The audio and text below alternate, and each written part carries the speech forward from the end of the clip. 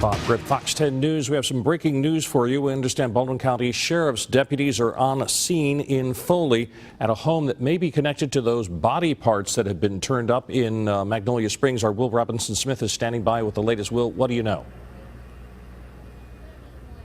Yeah, that's right, Bob. We just got on scene about 5 or so minutes ago. I'm going to step behind the camera to show you exactly what's going on here. It's a very active scene. Let me zoom in real quick and show you what's going on. We just got mobile command just rolled in less than a minute ago while we were setting up this shot. Let me just establish a scene here. Now right now we're at Rivet Court. This is in Foley. We're told from the sheriff's office that this is connected to that homicide investigation that we've been following for you since Sunday. Now we're told that this house that you see back here on the left side of your screen, that is one of the houses we saw some investigators going in that just minutes ago. And to bring you up to speed on where they are in this investigation, we were told this morning by Sheriff Haas Mack that they did recover the vast majority of the victim's body parts. The torso, like we told you yesterday, was found and under the Weeks Bridge on County Road 26. The rest of his body, including his head, except for one of the feet, was found by Nolte Bridge, also on County Road 26. That's just a little over a mile west of where the torso was found last night. Now we're told that the sheriff, Huey Haas Mack, is going to come over and give us an update on exactly what's happening here in just a few minutes. Like I said, that command vehicle that you see, the big vehicle on your screen, that just rolled in a couple of minutes ago. This is a very fluid scene. We're going to bring you, once the sheriff comes out, we're going to tell you exactly what his update is, and we'll bring that to you live here on Fox 10 News, and of course bring you the updates as we learn them on fox10tv.com. For now, I'll send it back to you in the studio, Bob. Okay, Will, we do understand, we know more about the victim in this case, that they have released some new details that they didn't release yesterday, correct?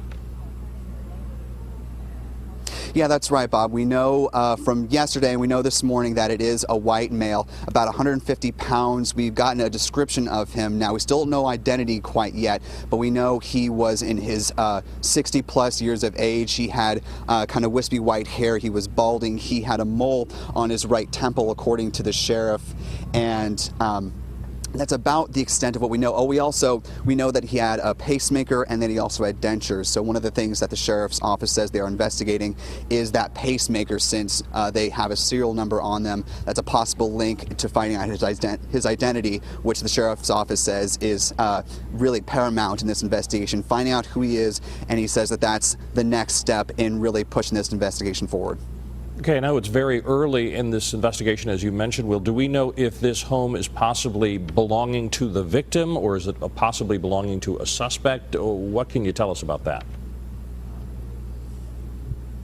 We don't know concretely one way or the other. We know it is, this is an area of interest. Like, as you can see, there is a lot of sheriff's activity on scene right now. We haven't been told what exactly this house means to the investigation. We've heard a couple things from neighbors, but before we get that confirmed with the sheriff's office, we don't want to cause any speculation or, spread any wrong information. So until we know concretely from the sheriff, who, like I said, should be coming out very shortly to give us a briefing, we'll let you know right away what exactly this house means to this investigation. But right as of this moment, we don't know exactly.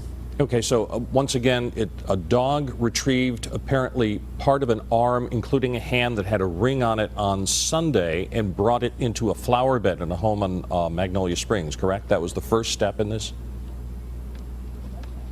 That's right, and that was on Sunday when that partial arm and hand was found with the ring. That was on Sunday morning, and that's what started this investigation. And then yesterday, under Weeks Creek Bridge, that's where they found the torso without the head and without a lot of the limbs. And then last night, they were searching under that bridge and under the Nolte Bridge, just a little bit down the road, and that's under Nolte Bridge is where they found a lot of the rest of his body parts, arm, the head. There's still, as of this morning, they had not recovered one of the feet, but the rest of the body has been recovered as of this point. All right, Will Robinson-Smith, thank you very much for standing by in that live report from Foley. We're waiting to hear from Baldwin County Sheriff Huey Haas Mack with more details on this continuing investigation, and we'll bring you up to date on our website, fox10tv.com, on Facebook, on Twitter, and of course on Fox 10 News beginning at 4 p.m. I'm Bob Grip. We're standing by for you.